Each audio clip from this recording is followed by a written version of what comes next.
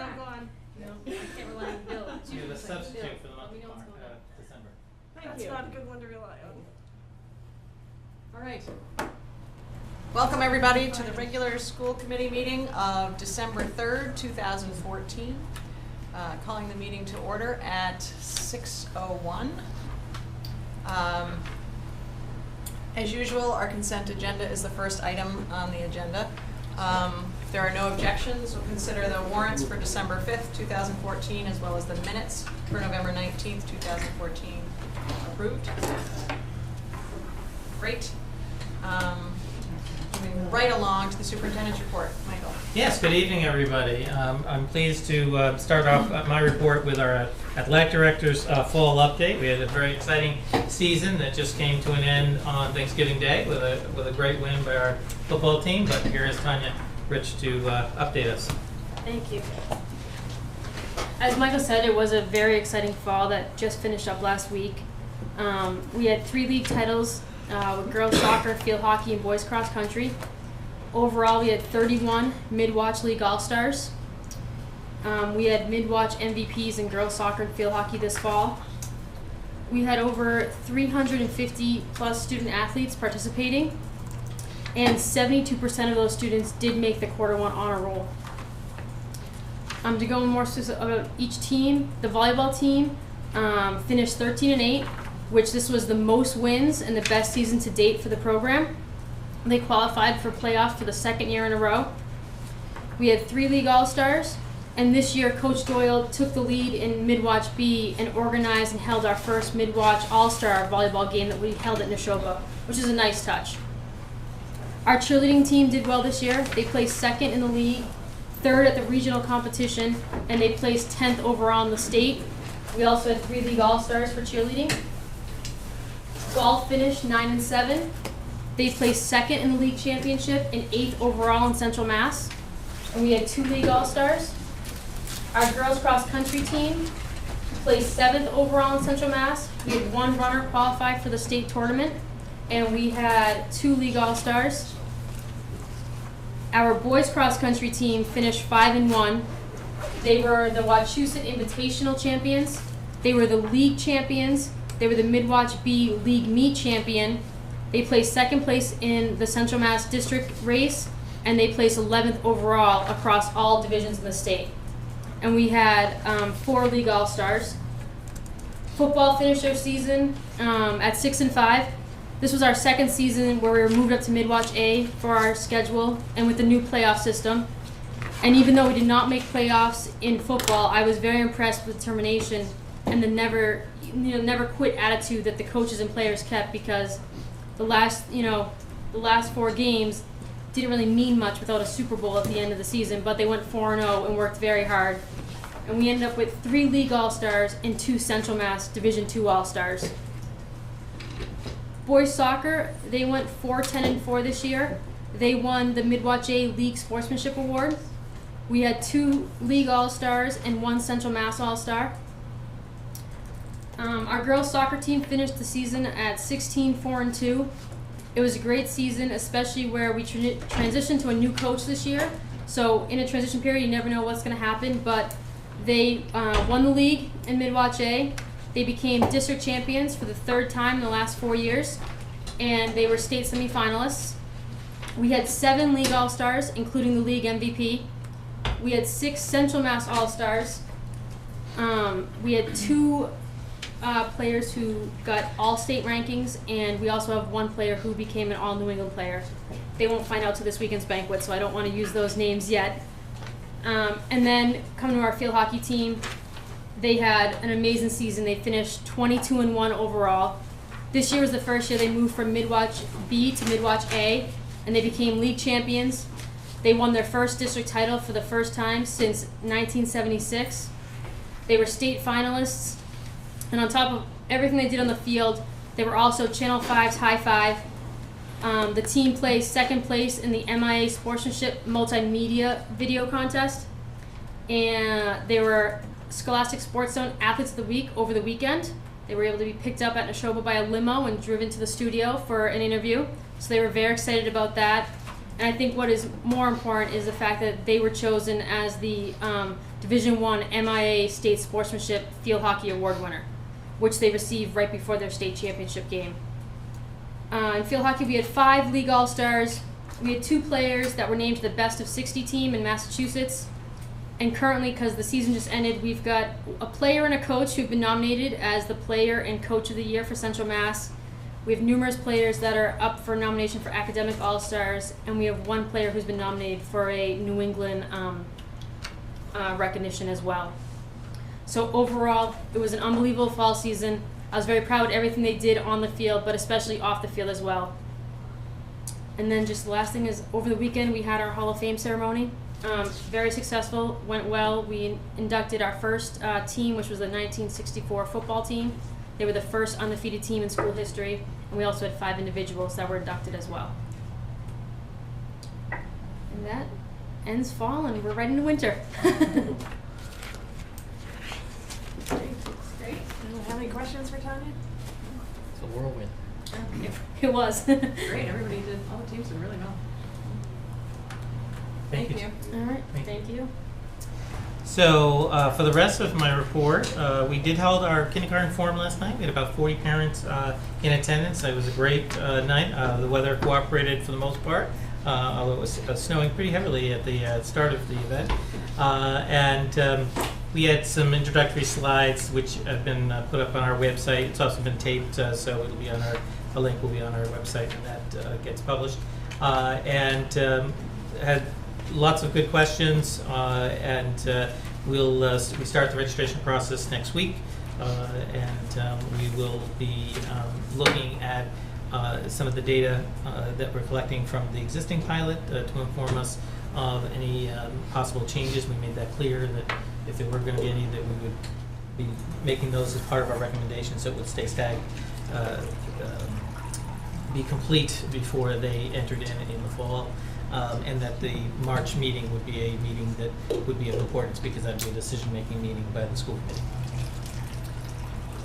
As far as budget development and school committee timeline, we've already been in the process of developing our budget. The administrators have to get their site-based budgets to me by the break, and we will start building that and composing a complete district budget.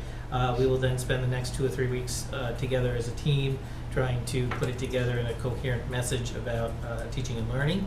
And I will have a presentation to the school committee on January 28th, and then totally flexible and up to you, February 7th as a meeting date for the site-based review that we do.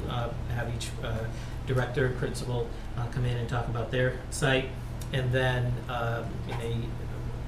depending on if you need to add more, but our regular meetings are February 11th and February 25th, so we'll do the deliberations at those 2 meetings, and then you would need to vote by March 11th and make sure that we have a budget by that time. What is challenging is it's very possible that for the first time, I think, in possibly our history of building budgets together, at least George and I, we may not know, we will not know the governor's revenue picture until very possibly as late as March 4th. So many of the deliberations, much of the deliberations that we have will be without fully realizing the revenue picture, and you'll be needing to really look at the need, and that's what I'll be presenting as a needs-based budget on the 28th. So that'll be a different culture, if you will, of looking at the budget picture, because we won't have as complete a picture until March 4th, or as late as March 4th. I'm expecting it to be sometime late February, mid to late February. So we'll have some maybe value at our February 25th meeting at least, to get a sense of what's going on. Pleased to announce and share that we had 76 Abigail Adams Awards for our current seniors, and this is a nice award for folks who are especially interested in attending a state college or university here in the Commonwealth. So they will be received, they've already received one letter, they'll be receiving another letter, a congratulatory letter from the high school principal, as well as there's a set of directions to how to actually get the award, to get the scholarship. So we're very pleased and happy for those kids who were able to be successful on the MCAS to get that award. Since our last meeting, or just about at our last meeting, we had an announcement from the governor about NEASC cuts. Unfortunately, there's a need in his mind to reduce the budget by $329 million. In terms of impact to us, in our existing budget, there really is a null effect, if you will, because of the way we budget with incoming revenue for regional transportation, which was the biggest area of cut. He cut the total increase, which was about a little over $18 million. And the other area that would impact us and probably will impact us next year as a revenue is the circuit breaker money for special education, extraordinary expenses for special education placements. So this is certainly just disturbing to many school districts, not just regional school districts, because municipal districts also saw cuts relative to their municipal aid. And so overall, their revenue picture is being disrupted as well. MARS, which is a group that we belong to as a district, the Association of Regional Schools, is really encouraging superintendents and school committees to write letters.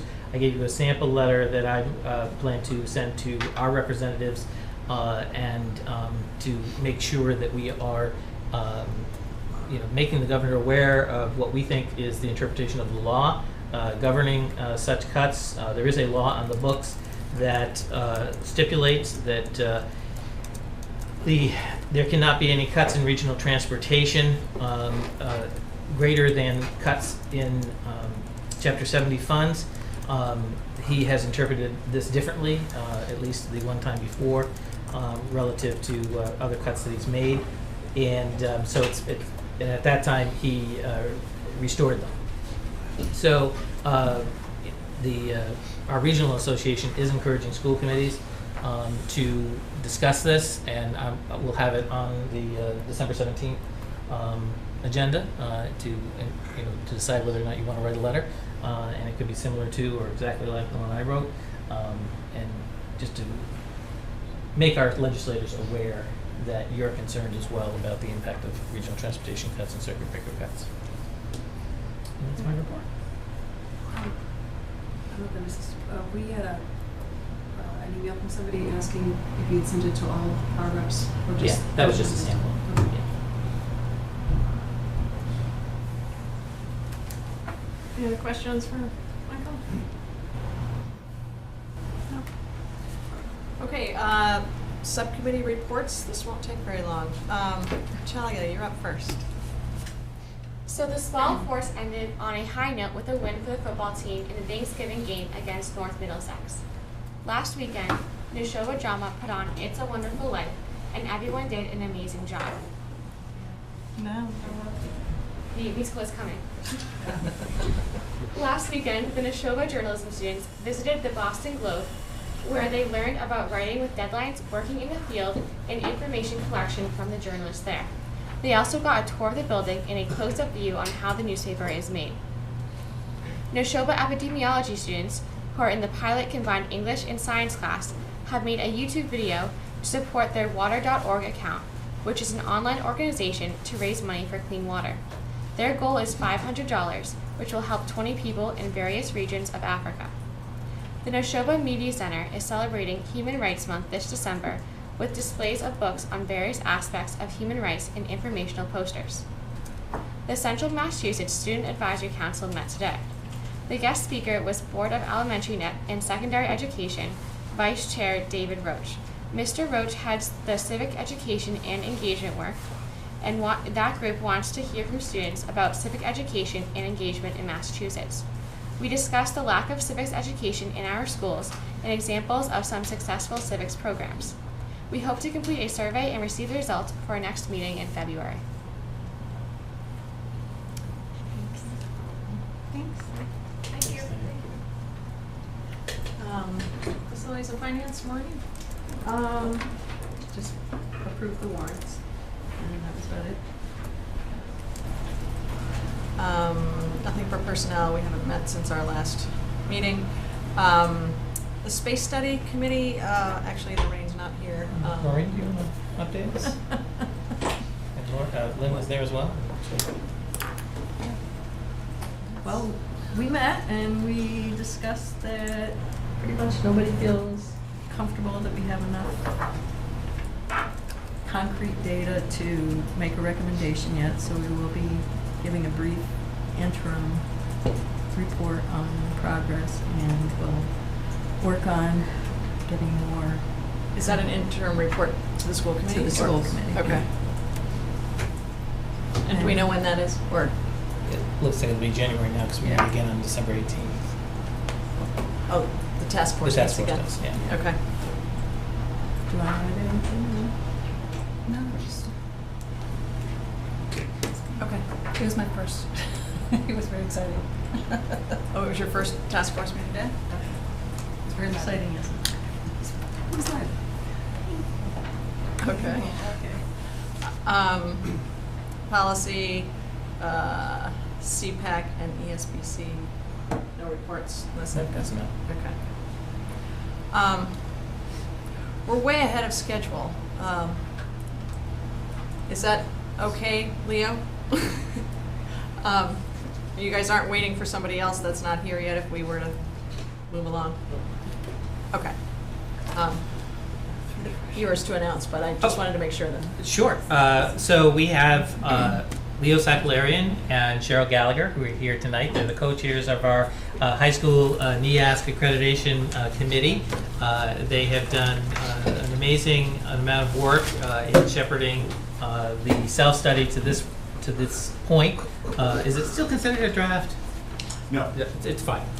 So that's an important milestone in the progress towards the actual visit in March. So tonight they'd like to share their findings, and so you have a report and you have an overview in slides, and in a second I'll be displaying them. So I'll let you do a monologue for an introduction. I'm Cheryl Gallagher, special education teacher at the high school, and a parent actually too, of a current senior and graduate. And I'm actually very honored to be a part of this process. I sat on a visiting committee to another school in Massachusetts last spring, and I was very impressed with the process and how much the school can benefit from going through the self-study and being evaluated and just seeing things that you don't know are there, the good and also where we need to improve. Leo Sakalarian, history teacher and social studies department chair, and we're 2 years into this process. We're coming to the end of it as we're getting ready and preparing for our visit in March. And like Cheryl said, learned a lot in the process. I think a lot of people at the high school have looked at the whole school for a couple of years now and seen lots of different factors that impact teaching and learning at the school, and have begun to learn from our report and begin to plan forward as to how we make the changes to address the areas where we think we have areas of challenge. So somebody just give me a sign of some polite nature, and I'll make sure the slides are up to date, Okay. wherever you are. So this is a summary. I was just going to go over the first. That's okay. That's okay. I didn't wait for the polite side. Okay. So this is highlights from the self-study. You all received the full report. I know it's very Yes. lengthy. So these Lot are of work. highlights. Yeah, thank you. We This is did a excellent. small part of it. The editors, Maria Davis and Kristen Hara did a fabulous job putting together the final report. So we are going to go over that right now. As he said, we're done the self-study. Now we're collecting evidence from the teachers and the students and around the school, as well as finalizing all the logistics for the actual visit in March. And emails have gone out soliciting volunteers from parents, school committees. So thanks. We have a lot. And so that's where we're at right now. There's actually been a change to the NEASC process over the course of this year. NEASC had a conference with member schools representatives earlier in 2014, addressing some of the concerns that schools had about some of the standards, the cost of the entire process, and all the things that go in and are involved. Two things changed to the school culture standard in particular. They changed their expectations around heterogeneity, whether or not students at least once in their high school career take a core subject that's not a level course. They softened that language because many schools felt that their adherence to that was a bit too strict and a bit too unreasonable. Similarly, they changed their language around having a formal advisory program that every student would have access to a staff member, not a guidance counselor, throughout their high school experience for academic and civic social advice. They softened that to make it more informal or different kind of procedures as opposed to a formal program. They also changed one of the ratings from deficient to not yet meeting the standard. Our report reflects the old ratings and the old standard. They're going to rate us on the new rating, so in some ways we rated ourselves a little more strictly than our visiting team will when they come in March. Standard 1, core values, beliefs, and learning expectations. Strengths included having a dynamic, inclusive, collaborative process where we created the values and expectations we currently are using at the school. Values and expectations are actively reflected in the high school. We used a deliberative process to create school-wide rubrics, which the entire school faculty put together. Needs that were found, having a greater buy-in and use of school-wide rubrics. They're still relatively new, so there isn't 100% use right now. Increased student and teacher investment in the values and expectations, and establishing a plan for review and revision of the values, expectations, and school-wide rubrics. When the school voted for the rating, we found it to be acceptable. Question. Are we going to do questions at the end, or do you want to do them? It's per totally up slide? to you. Which is best? We want to do them as we go through while Okay. some of these things are fresh in your mind. Yeah, That's that makes fine. sense. So there's two things I just wanted to point out when I was reading it that I thought spoke loudly to me. And they are in this part, but two of them were 68% of respondents, meaning the staff respondents, don't agree that the faculty and leadership have a shared vision. That was a really high number that I thought was loud to me. And 66 disagree that the school leadership consistently supports teachers. And that was really, wow. You know, those are two things I just want us to take away as very strong numbers for this one. I agree. I definitely agree that those numbers speak loudly, and it does tie in with the greater buy-in across the school, you know, faculty and administration. And there was a level of adjustment to the new administration team too. So I think some numbers are going to speak to that as well, because that data was taken early last year. Yeah, those survey results are coming from October and November of 2013. So I just want to keep that in It says mind, too. February of 2014. Okay, February of 2014 would have been information that came out of the Mass Tell survey. Those are the So, same numbers though. Okay. So a lot of the evidence you see for surveys, one is from the Endicott survey that NEASC mandates. That was the fall of 2013. We also have evidence from the Mass Tell survey that the state DOE asks for, and that does come from February of 2014. That's correct. Well, and again, that kind of yelled at me too. I mean, I just wondering, that was under the core values, but it doesn't seem to be reflected in this. I believe you're going to hear that addressed This a little is- more yeah. clearly in the school culture culture. The standard. culture one, it really kind of, but it was mentioned in this section as well, so I just wanted everyone to, It's page 9. yeah. Same thing. And actually, Can you just review for us what are the different options in the ratings? If you go to the end of this presentation, one of the links takes you to the current rating guides. There's not yet meeting the standard, change from deficient, Yeah. limited, acceptable, and exemplary. I'm sorry, what was the last one? Exemplary. Okay. And limited, they would say, is limited in meeting the standards, acceptable in meeting the standards, and then exemplary is. Do you plan to revote us as faculty? With the No, new standard? No, no, the voting, it's done. yeah, Okay. which is part of what then makes the report Sure. done because of the official part, yeah. And we'll see when we get through to some of the other standards too. There are some where the committee, for example, you've seen asterisks on the deficient rating for assessment. The committee said, well, we're going strictly by the NEASC standard. We don't really feel that we reflect a deficient rating, but based on that NEASC standard, they chose to make that rating. So, And the visiting committee is going to see the report. They're not going to see this. So this is just for the sake to summarize everything that we found too. So I agree that there are some things that the report probably speaks louder than our actual PowerPoint here. Got that too.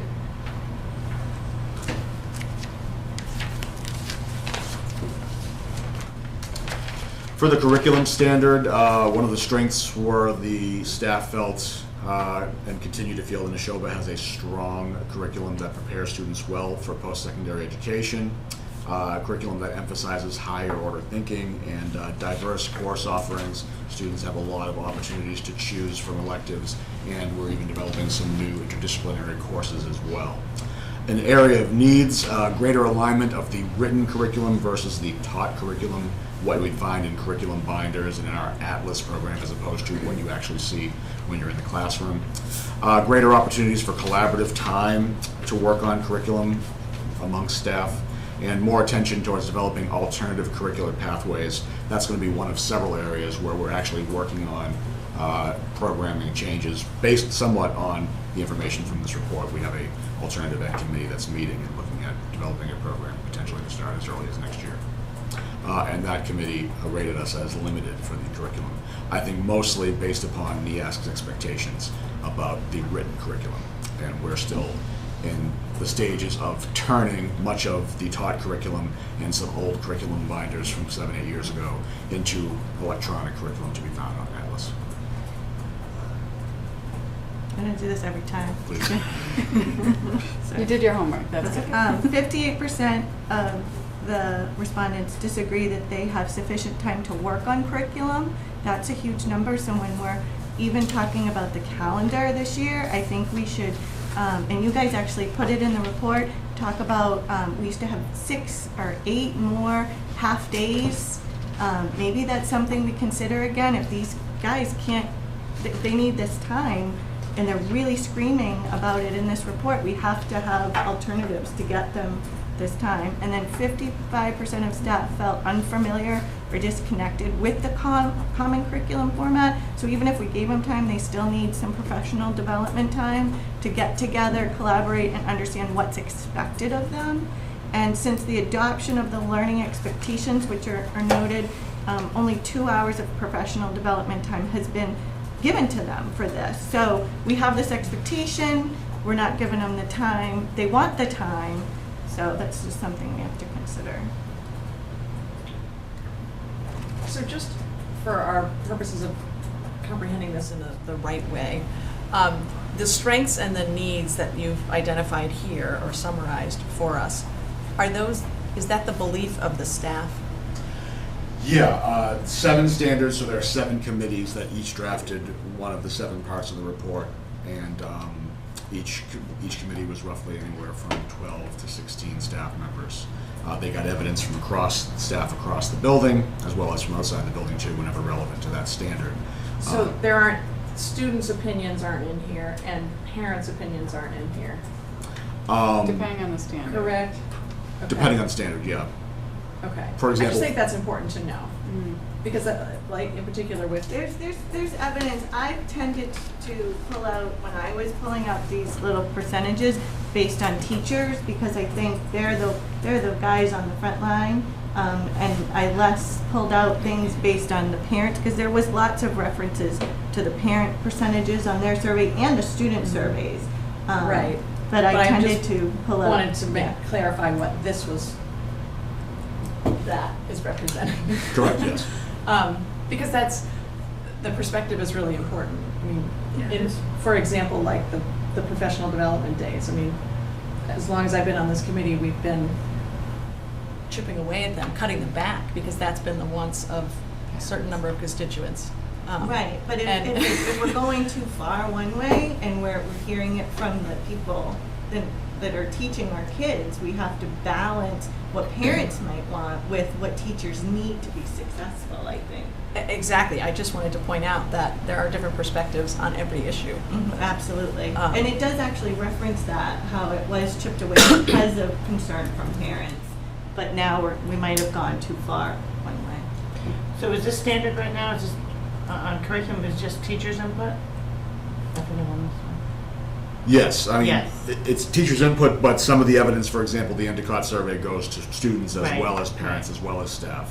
And as was said, it's referenced in multiple standards what parents felt about whether it be curriculum, assessment, instruction, and other aspects too.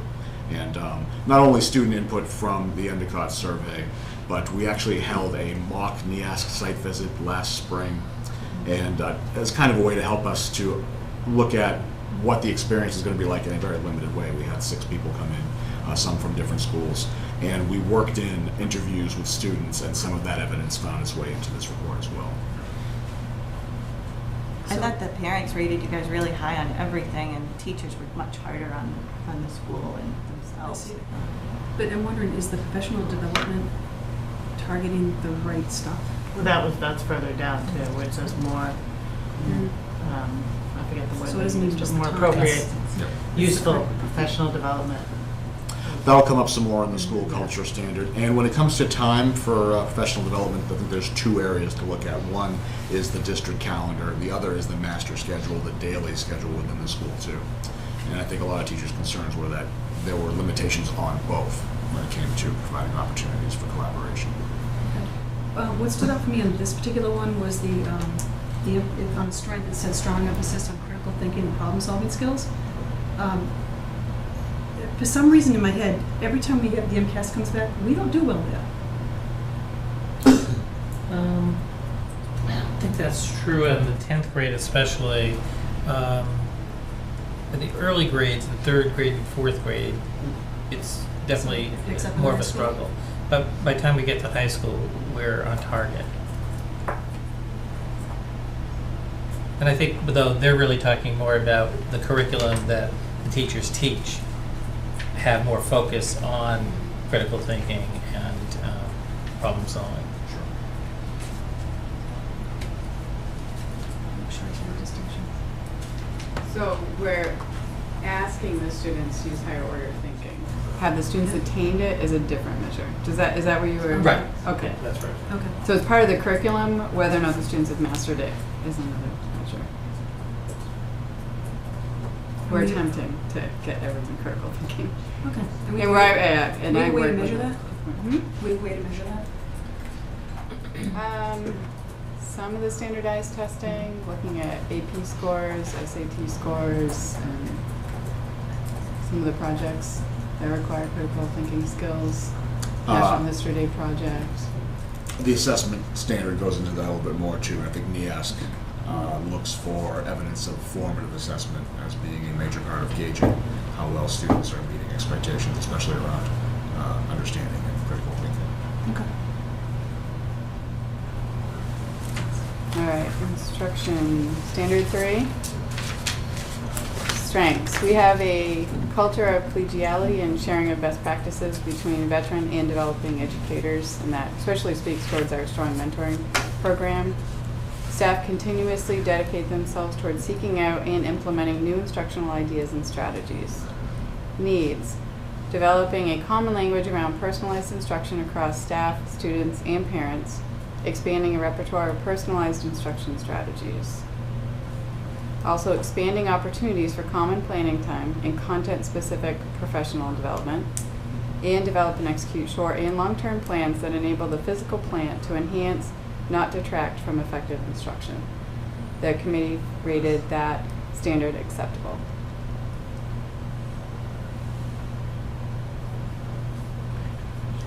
Questions? Yeah. Mine's on the physical plant.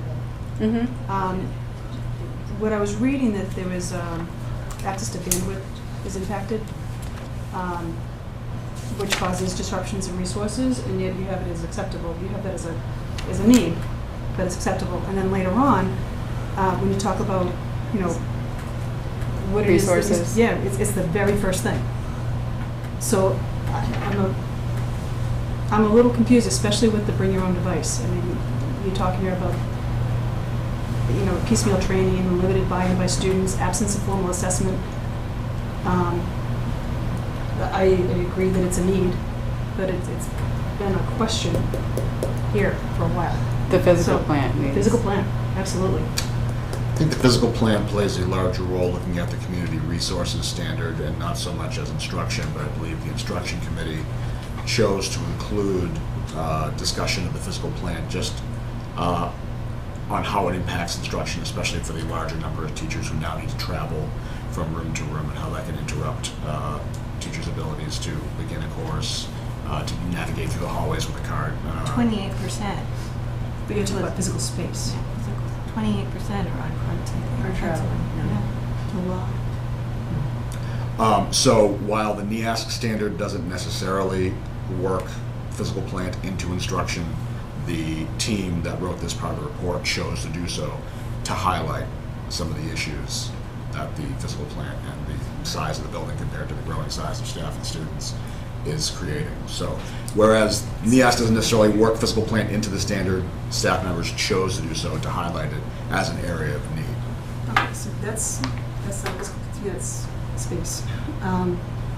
You're talking about physical square footage and physical rooms.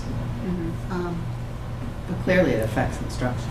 Right. Clearly. That's an important piece. It's hard for them to get on time to the room. It's hard Yeah, to. that's crazy. And that's fine, but physical plant is the network, Yeah. So I guess which is totally different. they're being used as synonyms here. Yeah, I see what you're saying. You can't. Okay.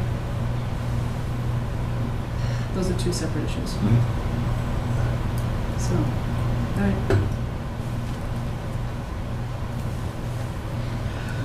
Moving on to assessment. Staff employing a variety of formative and summative assessments and using multiple strategies for communicating that data to students and to parents. And where applicable for the disciplines that actually have standardized tests, that information, the data from standardized testing is regularly being disaggregated and analyzed, and that analysis is being used to inform instruction. Areas of need involve developing a formal process to assess and communicate whole school progress towards realizing school-wide expectations, fostering greater staff connection to and use of the school-wide rubrics. Again, we're pretty early in the stages of they've been developed, but getting them out to all staff members and having them worked in a meaningful way throughout the building is still an ongoing process. And expanding opportunities both through the master schedule and the PD calendar for staff time to collaborate on developing, disaggregating, evaluating assessment data, one of several areas where staff feels like the limitations on time to meet and collaborate is impacted. And assessment in particular is a time-intensive collaborative effort for teachers to sit down and look at a lot of assessment data, and our time commitments, maybe analyzing assessment might be the one area most impacted by limited time. Rating of deficient, and again, the asterisk there reflects the fact that the committee felt we're rating ourselves deficient based upon this NEASC standard, even though we don't necessarily fully agree with the expectations that NEASC has around this standard. I just have one question. With the master schedule, how will you fix something like that? Is it just adding more teachers, or like, because if you can't collaborate during the master schedule because you're kind of all busy all day, how do you fix that? Like, how do people fix that? So you can try to do it within the master schedule, but if you do that, it has an impact on other things. In other words, if you say, I'm going to have these 6 social studies teachers all have this planning period free, you can potentially do that, but then that's going to limit students' abilities to get the classes that they want, because you've now shut out a large group of teachers, and so then that limits the number of periods when those teachers can be available. So right now, the master schedule really prioritizes more than anything else students trying to get a wide variety of classes, being able to get into a wide variety of classes, and students being able to take classes at a variety of levels. So I would say the overriding priority in the master schedule is personalization of classes for students, which I think is a very appropriate and a very positive thing. So if you try to change the master schedule within the way it works existingly, you start to crowd out other things. So I'm sitting on the calendar committee this year, and one of the things that I proposed to the calendar committee that I would love for the school committee to consider is the possibility of the high school having regular either late starts or early releases, something like an hour late start or an hour early release, somewhere along the lines of every 2 weeks. That becomes then concentrated time when every teacher in the building doesn't have the kids they're responsible for, and that's opportunity then to collaborate. Now that has all kinds of different implications. I mean, it's easy for me to propose something like that, but it's a very complex thing. It has busing implications. We have to make sure that kids are in 990 instructional hours, so there are lots of details around that. But that's one way in which a fair number of high schools have tried to address providing time for teachers to be able to collaborate and not having to have kids be there and supervising kids and figuring all of that out at the same time. So that's an example of a possible approach. Thanks.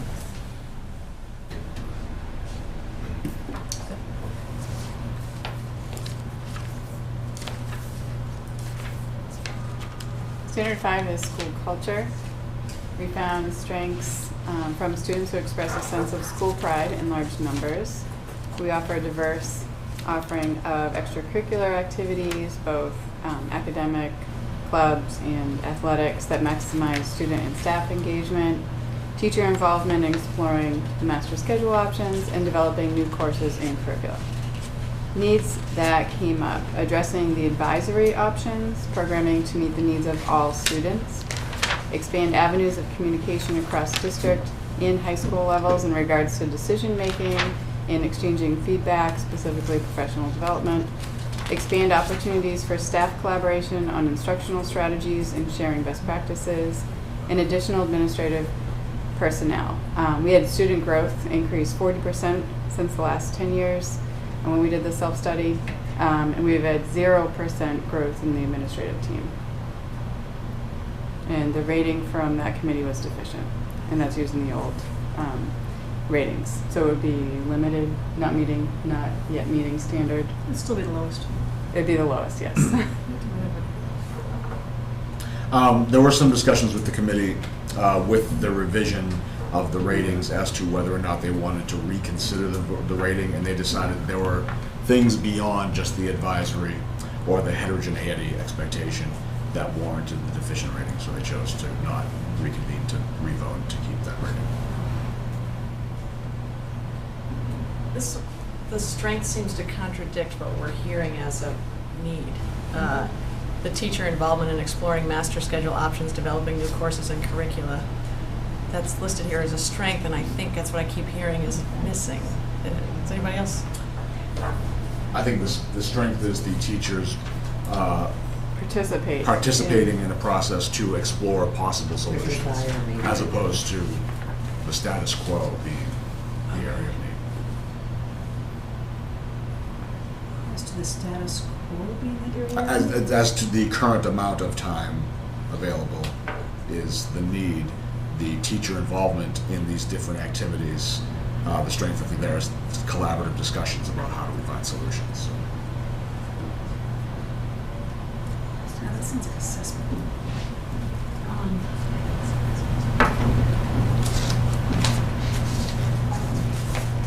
You know, I could be wrong, but I mean, I was reading this, and although I kept questioning myself, I kept saying, so are we saying that our culture is superficial?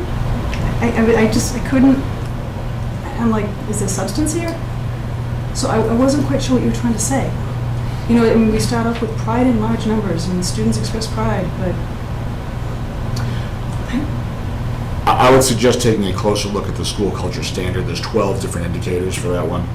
And NEASC would say if you're missing certain aspects of one of these standards, you need to automatically rate yourself as deficient. Again, they've softened that stance a little bit. But among those 12 standards, you could be exceptional at 10, but if they consider 2 of them to be kind of power indicators, that would suggest a reason to rate yourself lower. So there's a lot in that standard. And Have you been to any other site visits or talked to anybody who's been through this before? Have there been many schools that have this many deficients? The one I just came from had quite a few. It was a poor district, but it did have quite a few deficient. it just seems alarmingly Negative from the internal perspective. I mean, that basically the teachers are saying so many negative things about their own place. I was just curious if we have any sense of if this is a common occurrence or if we are off the charts abnormally critical of ourselves or where we stand. Does anybody know that? My sister just had an NEASC study for her school. She literally just finished. We got a big bouquet from the school. Thank you again. That's all I hear. I say thank you. But I love this. I think this is what we need to hear as a district. We have to hear from the people who are working in the school and feeling what they're feeling. And even if it is more deficient than other people, and even if they're tougher on themselves than other people, kudos to that and thank you for that. And let's help them fix it. You know, if they're really saying that they don't have enough time and that they don't feel like the leadership is supporting them, let's internalize that and say, what can we do? What is it that we're not providing you with that's making you feel empowered to do a better job to serve our community and our children? That's what I take from every page of this is wouldn't it be a better world if everyone was so honest, you know? I also think it seems like a sort of safer place to say what you feel. Any situation when you're in a job and your boss asks you how's things, you're not going to just give you all of the negative things. I mean, that's just not in our nature, human nature to, I think it's difficult sometimes when, just to say what you're really feeling in different situations depends on how you feel supported. So I think maybe we're getting some real authentic feedback that we wouldn't necessarily get in other avenues of ways we asked. So as sort of disheartening as it is to see not a great report, which seems like that, I think it's a great tool for us to learn by. And this is how we get better and we support our schools so that our kids are supported. Well, also keep in mind that it is a critical review. I mean, to the point about critical thinking, I think our staff has taken a great modeling and been critical thinkers about their practice, about their institution, but it's their opinion. And now they're going to collect the evidence, and there's going to be an outside vetting of that opinion, and they're going to come back and say, you guys are really too hard on yourselves. You're doing a far better job than you really thought you are. And here's the reasons why, based on the evidence they're going to provide to those reviewers. So it's a combination of, inside, outside, and then other factors, administration, parents, students, that needs to come back to this group and, for decision making, so that, it's all in the pot to be boiled together. And from the first day of this process, there was an understanding within the steering committee and within the staff as a whole that this wasn't going to be about rainbows and unicorns. We wanted to take a critical look at ourselves. And I think if you asked this survey of staff members at Neshoba, is this a good school, you're going to see a really high number of respondents who say yes. But I think part of that also means we have high expectations on ourselves. And sometimes good can be the enemy of great. And this report is a way to emphasize areas where we think we can grow. And maybe accepting the idea that we're a good school is not good enough. We should be a great school. And the ratings are hard to quantify because a deficient rating can be earned because we're missing one key piece. So we could be missing the next level up just by one thing. And this report will show us, if we just add this to our school, we're going to move up the standard. And we may have done that between the self-study and when the visiting committee comes in March. So, like you said, the report we get from the outsiders is going to be very enlightening. That's one of the best features is an outsider comes in, they're not going to see it. I've been there 17 years. I mean, it's very different than someone who comes in just 4 days and they're looking for very specific things. Does that make sense too, that you can't, so yeah, it doesn't mean our school's deficient, it means we're deficient in very specific areas. Now, this is the first time I've seen it at this level before. I mean, is this normally what happens, or is this like the assessments that we do with the teachers and for you? This is the first time? Yeah. This happens every 10 years. Every 10 years. Oh, okay, that's Right. why I didn't see it. I mean, Right. to this level? Or is this a new format? Nope. I would say the NEASC standards are more stringent now than they were 10 years ago. There are more of them, actually, too, aren't there, than 10 years ago? Yeah, I think school resources, community resources used to be lumped together. Now they've been separated. They added some indicators to some of them too. So part of the reason they had the meeting earlier this year and changed things like deficient to not yet meeting the standard is perhaps a reaction of schools saying you've gone a little too far and it's time to swing this pendulum You're back just a little talking bit. semantics, though. when it But comes it's to Yes. it's a nasty word, deficient. Well, Still, I mean, you can't get better unless you're good as well. You know, it's like an alcoholic, you can't get better until you're good, right? Deficient does kind of carry some power to it, yeah. It's a charged word.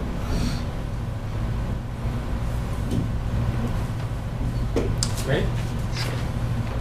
School resources. Some of the strengths identified were strong avenues of communication to parents and community, website being one of many different tools that are being used as avenues of communication inside and outside of the school. Library media use of technology, providing effective in-school and at-home access to research materials.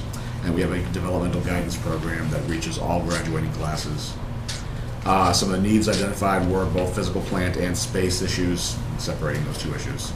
Additional personnel to meet the growing needs of the nursing programs, nurses, social work, library, media, IT, and administration. Developing and launching an alternative education program to reach out and meet the needs of all students at Neshoba.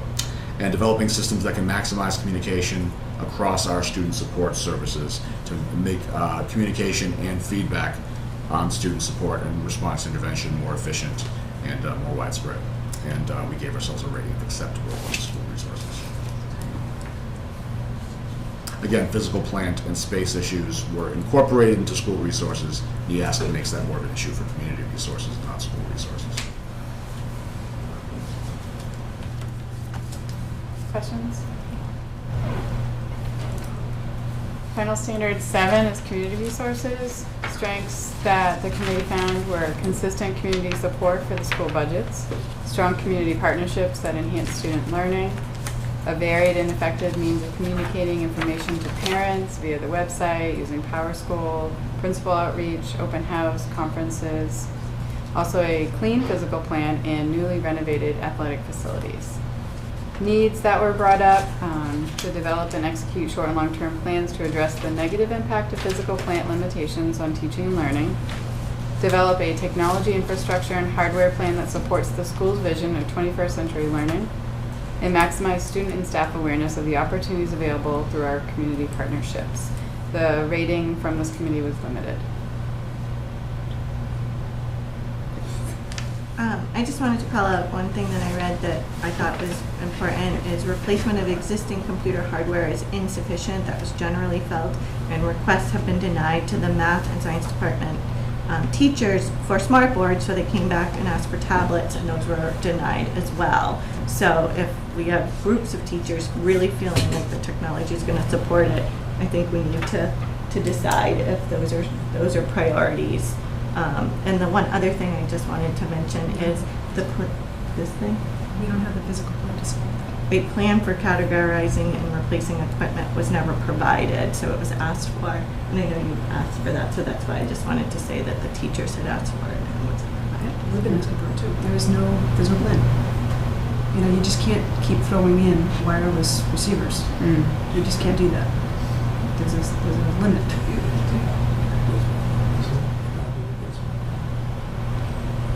And there have been multiple complaints that the system just slows down for no reason. You guys are bogged down. Bring your own device to the middle.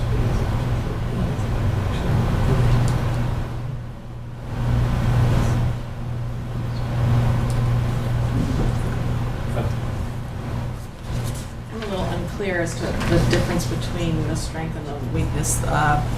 We have a strength as consistent community support for school budgets. I get that, that's awesome, glad that sentiment exists. But then at the bottom, a need is The awareness? yes, of our community partnership. Like what does that mean? What awareness is not there? I don't think we're maximizing the benefits to our community partnerships as far as, like right now, I mean, partly it's due to scheduling, like internships and having more professionals come in and I work see. with ours. Okay. Does that make sense? Yes, Okay. that makes Do you have sense. more from the report on that? No, I think you hit it right on the idea of more of a More interaction, school maybe. to career Yeah. connection to the curriculum and instruction. Okay. And again, there are multiple things that provide obstacles. Rotating schedule for one, which I think serves the vast majority of students well, but there'll be a certain category of students where rotation doesn't allow for Right. set time at the end of the Can't day. go to work, Yeah. right. and just awareness of some of the opportunities that are out there. So we have a lot of meaningful connections, helping kids to know about them and also facilitating ways to connect with them is I part of the see. challenge. That's very helpful, thank you.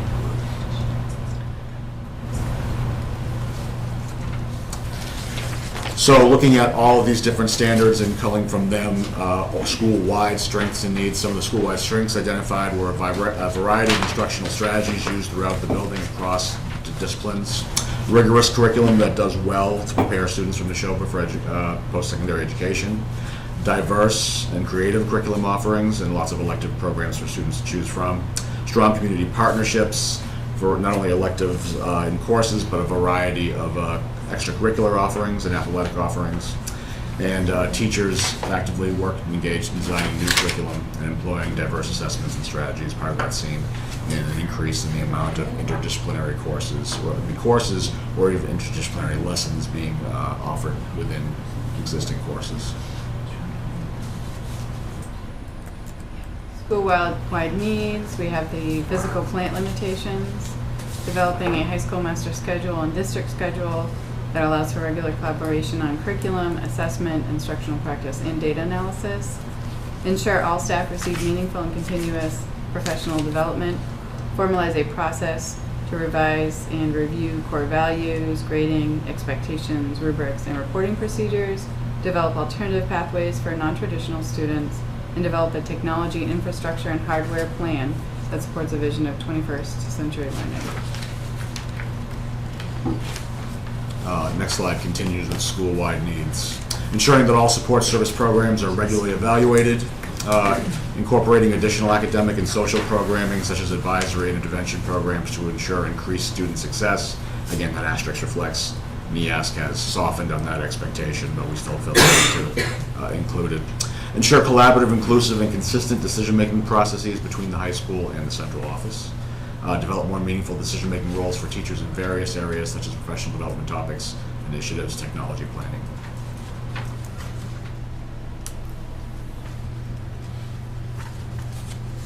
And we also have to present to the visiting committee and NEASC the 2- and 5-year plans that we have based on our self-study. Our 2-year plan, administrative and leadership teams develop a timeline and process for formal review, revision of core values, expectations, and rubrics.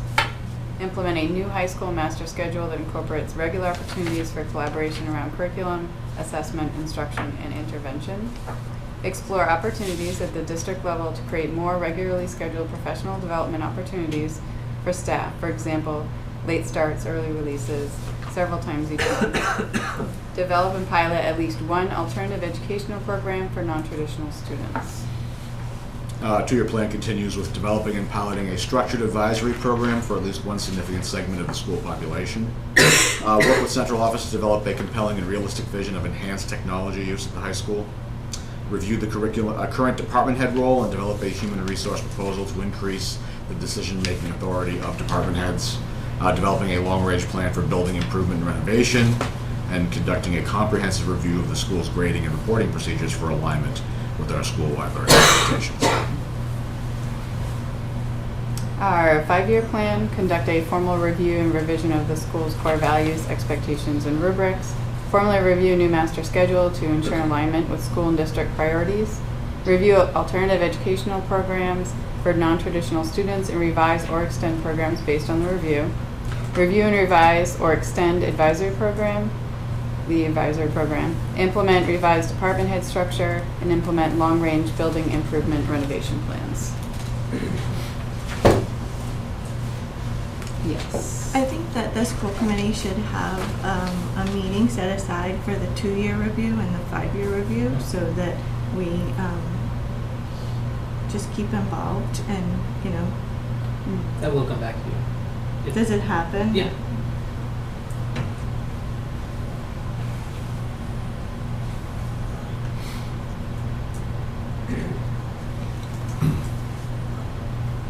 This is great. That's a question. Thanks to those of you who are already committed to being available on Sunday, March 8th for the visiting team's initial visit to the school. And we're planning to have the visiting team interviews school committee members on that day as well. That may change when we get the information on who our visiting team chair is, hopefully 6 weeks before the visit, sometimes unfortunately with less lead time. They're going to sit down with Dr. Graham and begin to plan some things out, and a chair might say, I want to rearrange those times. Ideally, if we have those things set aside and planned ahead of time, they should be okay with that. So Sunday seems to be the best time to get parents into the building. So half the visiting team will interview a panel, school committee and Superintendent Wood. Half will interview parents on that day. So based upon our own experience of being on visiting teams, these were some of the questions we called from our visits to other schools. They may not necessarily be these questions, but these seem to have been repeating themes for questions that have been asked of school committee members. A lot of it's going to depend upon the personality of the visiting team chair. I think anybody who's been on a visit can tell that the chair has a strong hand in shaping the experience of the visiting team. And obviously, again, we're not going to know who that is until a month and a half prior to the visit. So one of the ways they do shape that might be how they organize the interview with school committee. So these are some questions. Generally, I think they gauge the school committee's awareness of different programming issues, especially for a regional school like ourselves. They're often going to ask, what's your familiarity? What do you think about your transition from 8th to 9th grade programs? I don't know if any questions anybody has based on those. Again, these may not necessarily be questions that you're asked, but these seem to be questions that come up in other people's experiences when they're members of visiting teams. All the members of the visiting team will have read the self-study report, and so they may base questions on that when they come up. And their questions are going to be based on the standard they're assigned to. So for example, I was assigned to curriculum. The first question on here, what is the board's role in improving curriculum? That was a question I asked when I interviewed the school committee. So that is, but yeah, it really does vary, but we wanted to give you a good sense of what I might don't come know up. the answer to that. I don't think we have anything to do with Well, each district would be slightly different, right? There's no right or wrong answer. Mm. Our district, right?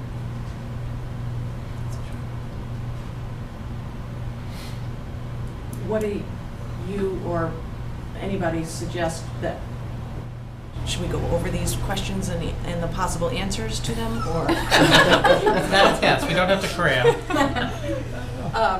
Or we just, this is for our own edification and we take it home and do our research and try to answer them on our own? Yeah, I mean, I think you would, look over past agendas or just from here on out between now and March, just kind of pay attention to the agendas, what goes on and answer from what your memory is. Yeah, it's not something you need to cram for. They're not looking for a right or wrong. They're looking for a comparison based on what teachers have said they think is happening. Is it what you're saying is happening? So, reading the self-study, I think, is a big plus. We are not a race to the top school. No. Why? Because what? You said what? From what I Elected not to understand, we are not Oh. one, but we are doing race to the top things, so that when the standard turns around, we'll be ready. But we're not part of that, because that's a pilot program, right? Right. Well, Race to the Top is over now. I mean, we never did any of the Race to the Top things. We're doing just what the state now has told us we have to do, which may or may not have come out of Race to the Top activities, but yeah. Well, this is a very thorough overview and very helpful. Thanks for having us. Are you posting this to this is now on our website under the school committee packets, so it is on public view, just so you understand that, unless you have some other thoughts about that, just so you know that. We might also include this as evidence for the school culture standard, as an example of communication between the high school and central office. Again, those links to some of the things we referenced on that last sheet. What's not there, and I'll be happy to share with folks, is the entire self-study survey with the staff results. And also I can share with you the aggregate survey. That's all of the schools in this evaluation cycle. So it might be interesting to compare some of Neshoba's survey results to what all the different schools had for results. And when you say alternative learners, what is like, I have an idea in my head what that is, but what is, like, what is the committee, you guys, when you say, develop curriculum for alternative? non-traditional Non-traditional, that's it, sorry, not Okay. alternative. No, well, there's different Yeah. terms. You're working on that committee?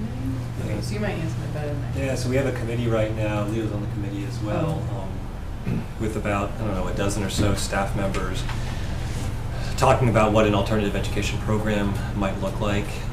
The three biggest indicators that we're talking about when looking at students who might benefit from that are, first and foremost, academic performance, grades, MCAS scores, that sort of thing. Students who are chronic underperformers who show a pattern of underperforming over time. Students also who may or may not show issues with absences, also could potentially be behavior, and I would say kind of at that level of importance. First and foremost, kids who struggle academically and have a history of struggling academically. Oftentimes you'll see that coupled with absences, and then you might also see behavioral stuff as a result of that.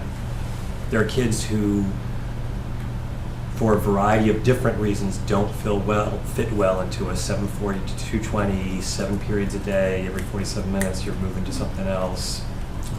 You've got your English, you've got your math, you've got your science, it's highly structured. Some small percentage, but some kids who they really bump up against that. And we struggle to try to figure out how to meet their needs within that structure. So those are what the idea of non-traditional learners are? I think that's how the committee is currently looking at that, yes. Students who, for academic or social emotional reasons, are having difficulties and the traditional means of addressing them aren't working. Right. Leo said it much better than I. Sure. I just have thoughts of, I have concerns over all of our, and maybe this might not be the appropriate time to bring it up, but our college prep classes, that I feel like they have this idea that there's something that they're not. They're college prep classes. So if you're in the college prep, I'm only in college prep, you're still in a college prep class. You still want to go to college. But sometimes half that class is kids who may not be highly motivated because there isn't another place for them to be. But the other half are these kids who still want to do well, who still want to go to college. And I think that should be, I think we do really well for kids who are off to college and have a focus-driven path and have the support system to help them get there. I don't think we do as well for both ends of that class, of the handful of kids who, might not make it in an advanced class, but are still doing their best to get themselves through college prep class. And then the other kids who, for whatever reason, they can't stay in that class, they can't sit down, they'd rather stand, they need to walk around, they, need to, go, I'm thinking little kids, go, run around a track and recite their times tables, because that's how they'll learn it, rather than, sitting in the classroom. But I think that, like when I think of alternative, what do we call it? Non-traditional. Right now, yeah. Yeah, that it's both the kids in those classes. That should be a big focus for us.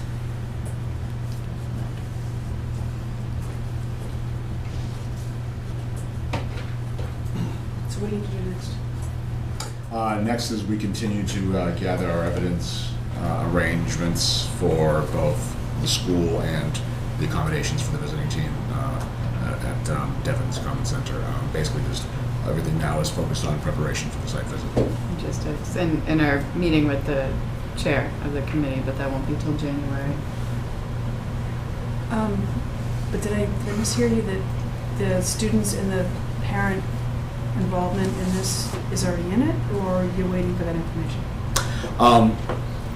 We can roughly estimate what activities will be involved, but we can't concretely schedule it until we have that meeting with the visiting chair. Are you talking about data? Or The data gathering, yeah. the data is in the report. Okay, so Yeah. so any information from the parents and the students, which you had asked earlier, right? Is in the report, Is in yes. this report. What I was asking is it in this The summary? green one.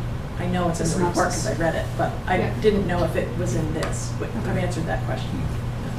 And then parents and students provide lots of evidence during the site visit process. So when the site team comes, so it's 16 educators, will come and spend 4 days with us.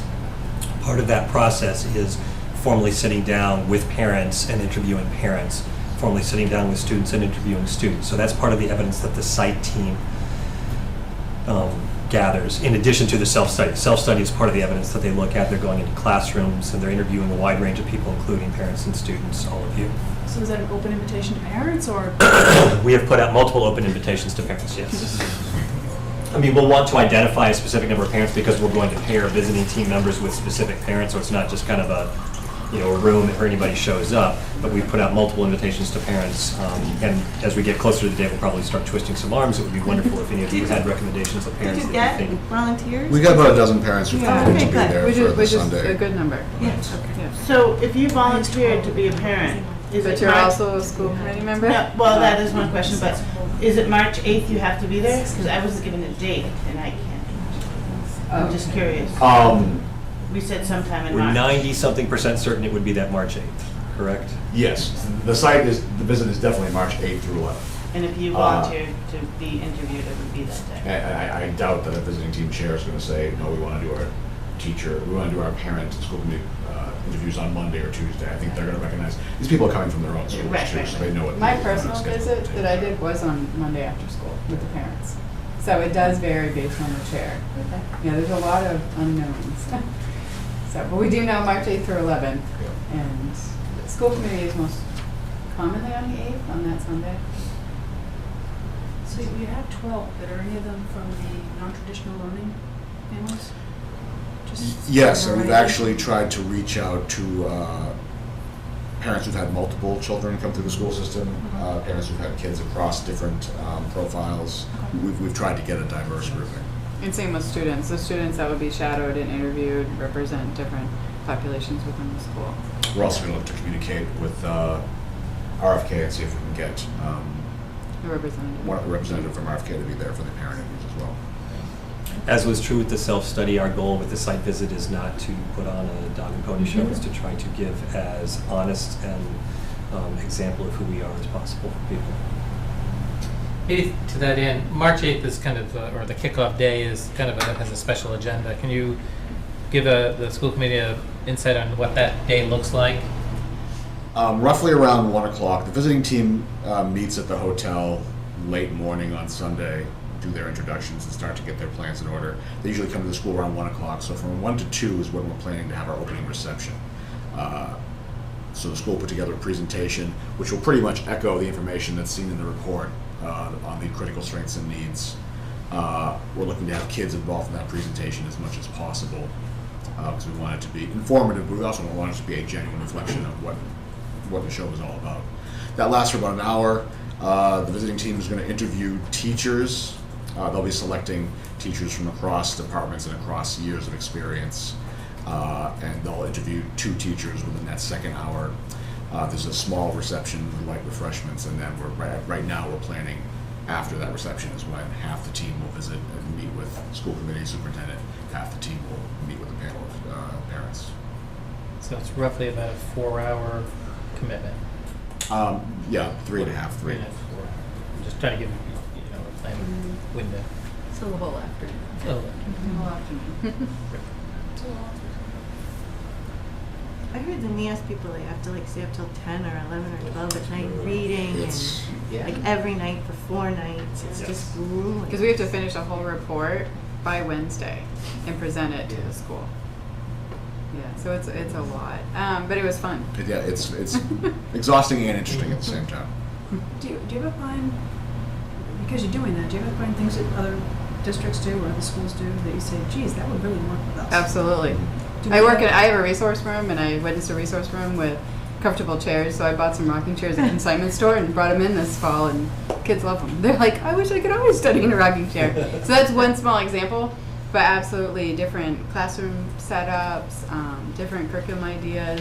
The idea, they have rules to go by, and one of them is never steal ideas, but you walk with the teacher and be like, I really like that idea. Yeah. Absolutely. I learned a lot from observing the school and also doing the self-study, things about my own school that I didn't know about. Yeah, we call it collaborative, don't we? Yes. Collaboration. And we've had a large number of staff members who've been on site visit teams, especially in the last 2 years, both to get a greater understanding of what we can expect, but also to do it for their own edification. And, not just 4 people in this room, 5 people in this room, But I think at least 7 or 8 more staff members of the high school have been on site visits in the last 2 years. And we earn PDPs for it too. So professional. Yeah. Oh, okay. Yeah, it's awesome. Is that one of the better ways to do it? That was great. That really helps the perspective. Can I just personally thank Leo and Cheryl for all the incredible hard work that they did. This was not an easy process in any way, shape, or form, and they have done an absolutely phenomenal job getting us to this point. So I really appreciate all of their efforts. I echo that, as well as the standards chairs, because facilitating those committees is work. I mean, you really have to get, in a very short amount of time, get evidence, get people to think about it, and then agree on a vote. That's hard to do. So they've done an awesome job, and it's a nice, coherent, succinct report. So kudos to all of you. It's great work. Yeah, absolutely. Thank you very much. It's a tremendous amount of work. And it's gotten, obviously, a lot of people thinking, a lot of teachers thinking. It's gotten us thinking. Our next agenda item, you might be interested in sticking around for, because it's actually been sort of inspired by this whole process, that we wanted to, it seemed to be that this staff had an eagerness to share through, as we learned through this process. And so we wanted to figure out a way to be able to survey teachers and all staff more regularly and more frequently, and hope that we as a school committee would be doing that, and hope that is seen as a positive outcome of your hard work.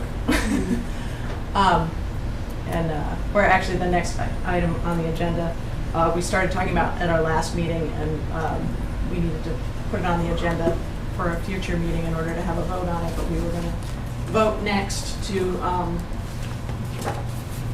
commit to creating a staff survey that would be, we don't even know when it would come out yet, but just that we were going to commit as an organization to do that.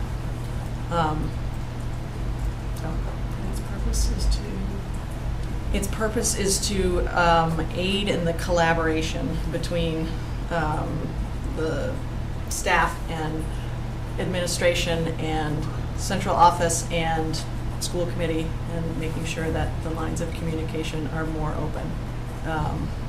So would that make this NEASC every 10 years less painful? I don't know if it will be any less painful, because it will still be all of this work. But maybe there will be a more of a feeling that they haven't been holding their breath for so many years waiting to have a chance to answer some of those questions. I don't know if it was 6-7 years ago, there was an event where it was kind of meet your school committee member. I think it was down in Sawyer, where school committee members were assigned to tables, and numbers of staff, 10 to 12, rotated from table to table. The communication at a podium to an entire auditorium is not often a very effective one. Surveys can be, but I think sometimes the face-to-face and small group conversations can be really helpful and help to bridge some of these. But how do you get them to show up? I mean, that's a time commitment, whereas a survey can be just like a little 10-minute thing. That could be something maybe perhaps we do in a faculty meeting some afternoon. Yeah, in lieu of a regularly structured faculty meeting, we'd be more than happy to do things like that. I agree that the meeting in the Sawyer cafeteria was excellent, because I got to know some of the teachers that from other schools where my kids had never gone and things like that, and that was really great. And it was also nice to be able to just share ideas or opinions. So maybe we can figure out ways to do more of that. It is a pre-K through 12 conversation, and that one was too, which was nice. But we did talk about maybe the idea of having it in a later afternoon, which would be an earlier meeting for you, but a later for them, so it's a compromise of scheduling. But just to try to find a window of time to get, to meet everybody's schedule to make that happen. I think surveys are great, but if we don't, I know one voice, but if that's not the general feeling that it's not the most effective way for us to get information, is that, I have this issue with, we can do all the surveys we want, but if we're not going to do anything with the survey results, then they're useless. But, so I think we need to find I don't know if a survey is the most effective way to get the communication to the purpose that we want. I don't know either. I mean, that was Yeah. an idea that's been thrown out. And, you know, you bring up a good point, but we've had workshops before that have not been well attended. And that's frustrating too. It's as frustrating as having a survey and what do we do with it? Right. Having a workshop or a Right. forum or whatever and nobody shows up. And we have a lot of those too, to be honest. And there are lots of times when we're looking for feedback from a lot of different constituents. It might be parents, it might be teachers, it might be, well, those are the two common ones, I guess, where we'll have an open forum night and nobody shows up, and that's frustrating too. But if we can make it work like it did that night in the Sawyer cafeteria, you know, that would be awesome. So we're open for ideas. Absolutely. We're always open for ideas. Well, I mean, because Perry was talking about you want more consistent every other week, at least, or something in the high That is school. an idea, trying to find an opportunity for consistent time for collaboration. That's the goal. But you're basically talking about the same thing, because, are we asking them to stay later? If we do that, if we go up to school? Well, They're totally different. That They was are, to- but I mean, this is an early release, but even if you're talking about meeting at the high school Or a when school late gets start. out, and then having one of these roundtable, are we asking them to stay? Or is it? I don't know. I don't know yet. I mean, Yeah, just, if it were a professional development thing that we could work out with the calendar and make sure that we still have enough hours of learning in the classroom and meet state laws, you know, we have all those things we have A lot of obligations. to think of. That, I mean, it's a little more complicated than just saying, okay, next Wednesday we'll meet after school. How Yeah. about I make the motion to say that we want to solicit more feedback to get a better shared vision from the teachers, and then we can do it however we see fit. But we want to make that more of a priority or something. And not make a vote to do a survey. We don't have to do a survey. We could do that as well, as long as we do it. I don't know. I'm just saying. Yeah. I don't want to eliminate a survey. Let's say a survey in advance of a face-to-face can actually help to Probably shape the help. conversation.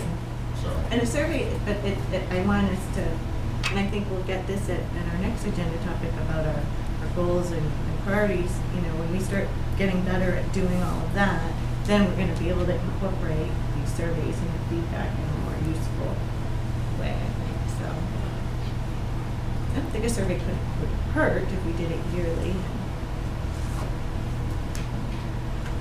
That's really what we're trying to do. I just don't want to eliminate the survey, because We're right not now, eliminating anything. Right now we're How- on well, staff the survey. question is, you know, the parents are represented, the students are represented, so we have, the teachers weren't. And that was the only reason for that. That was the initial. So should we just vote on, we're talking about, so should we vote on doing a survey once a year for the teachers? Well, I'm not even, I think, What was the well, vote?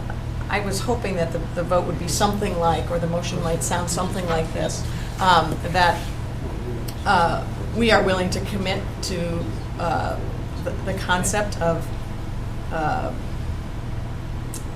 soliciting more teacher feedback.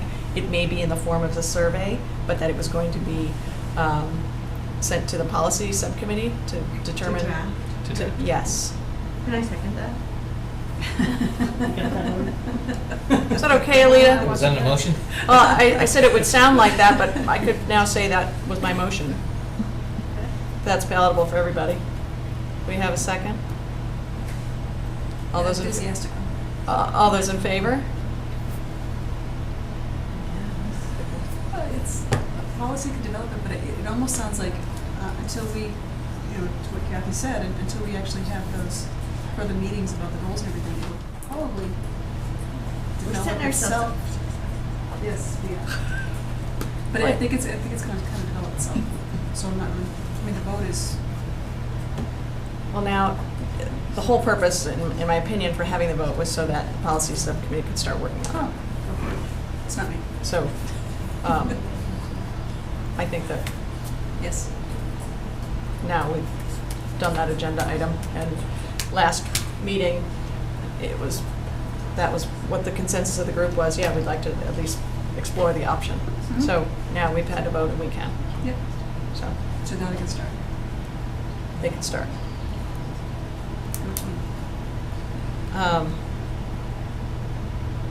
Thank you so much again for coming in, for all you've done.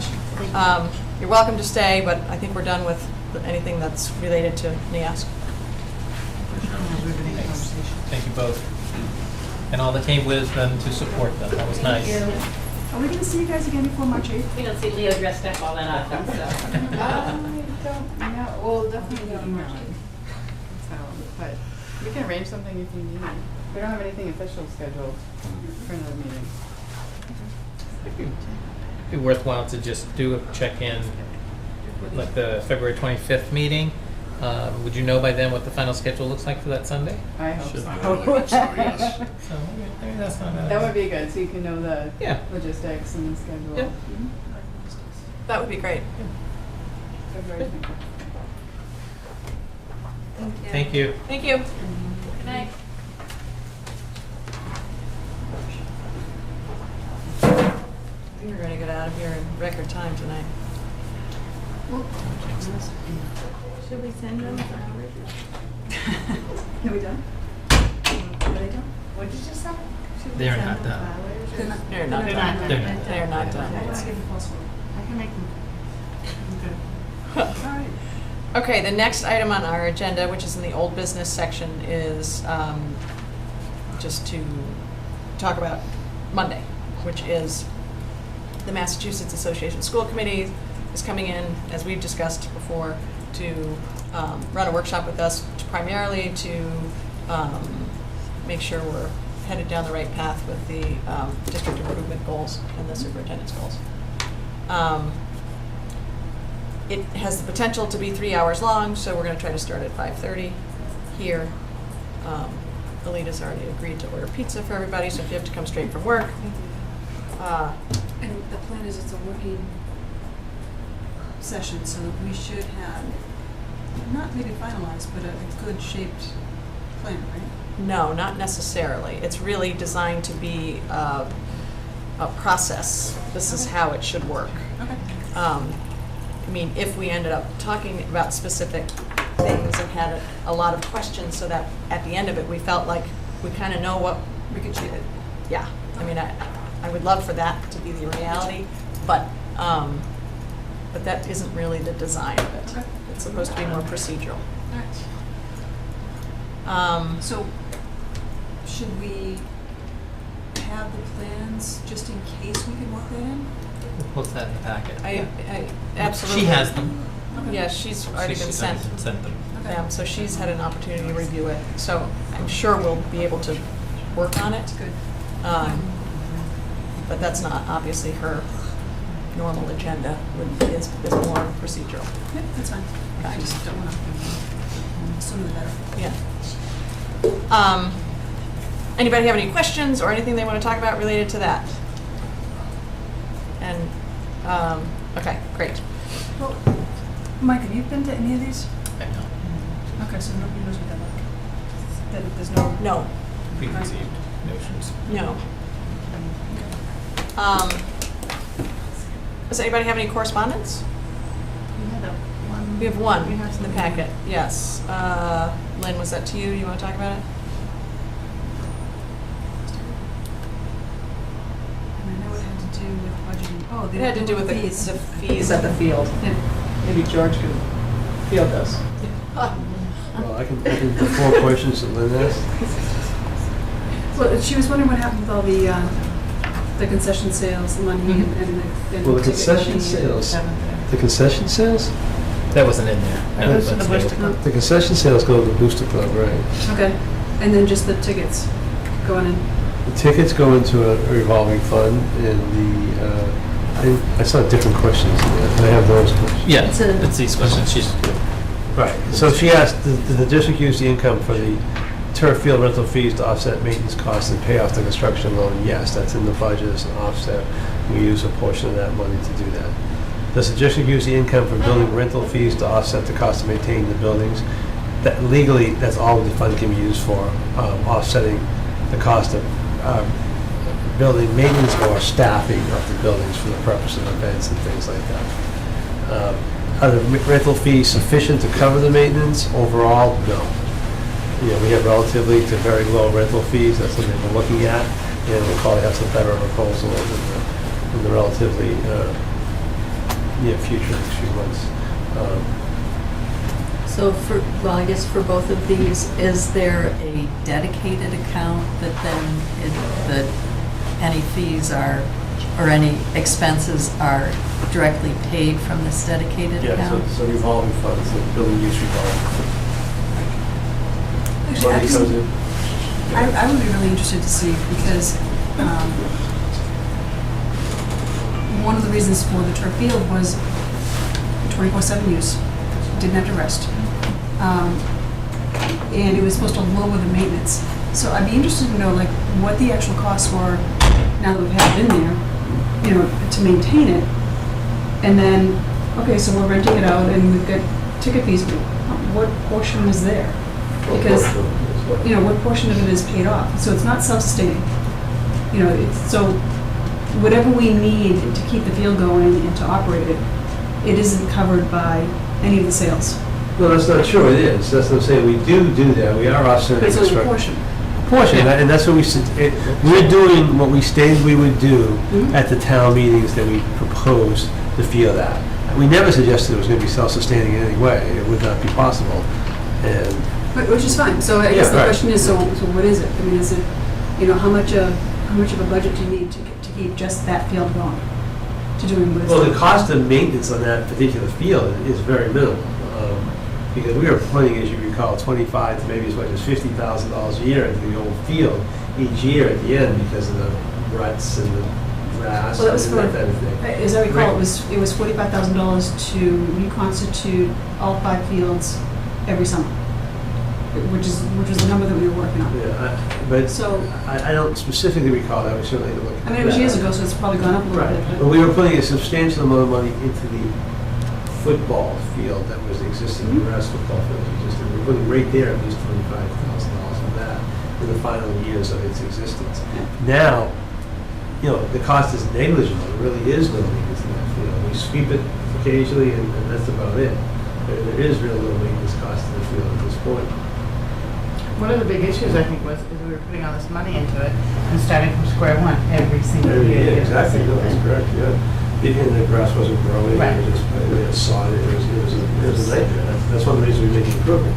You know, we still frankly have those challenges in the other fields. The other fields are well-used, and we don't have a lot of room. We're still at maximum capacity over there in terms of, you know, field use.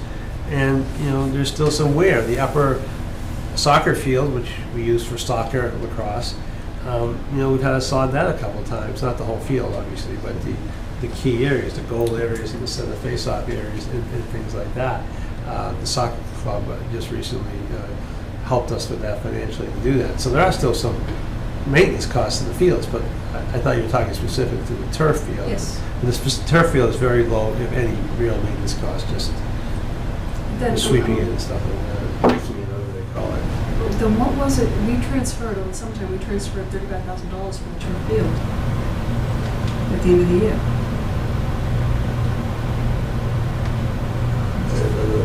It was back in June. Yeah, and we transferred funds. The turf field.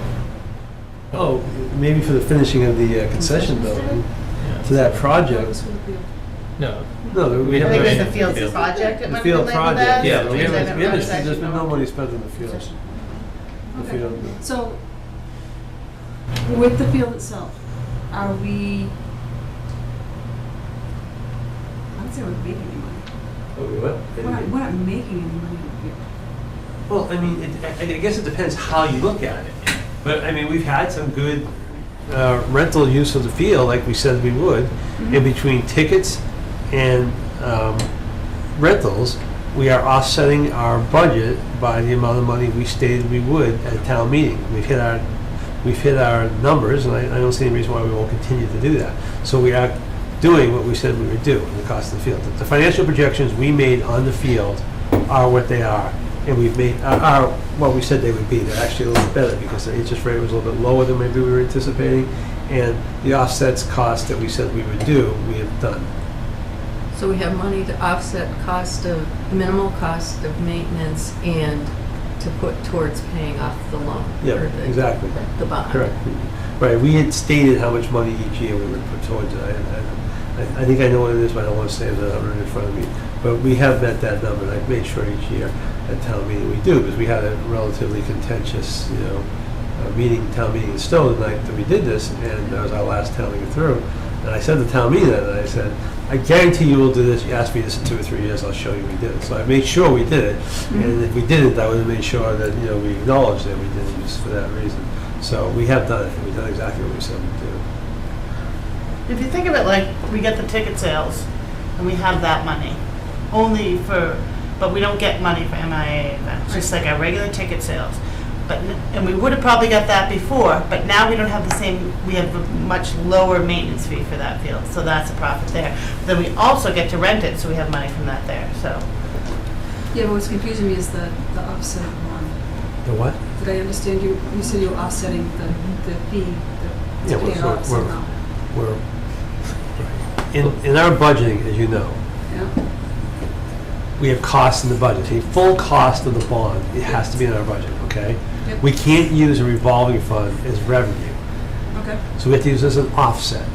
So essentially, what we do, the technical aspect of it, on the budget, we show it a little bit simpler than this, but on an accounting basis, what we do, essentially, in reality, is we reduce the budget for the bond, even though the full amount's in there, and pay the difference out of the revolving fund. So we're gonna get paid early? No, because pay rates due. I'm sorry, just. It's still the same amount. Right. Okay. Well, no, it's the same amount, but are we gonna cut either off of it at all, or? There's no Well, provisions to do that. Right, It's a only if we fixed really started to advance our rental to be able to have more money put into the revolving account. bond. Right, but I'm not even sure that our bond allows that, though. Oh, you don't- I don't know, there's no I don't prepaid know, I don't clause? know, I'd have to see where the Okay. refund, the repayment bond would be. So yes, if we did what Michael said and the bond allowed it, we could, but I'm not, where it's a 10-year bond, Mhm. 15-year bond, so it probably does have a repayment. I don't know if it's in year 15, though. 15 years?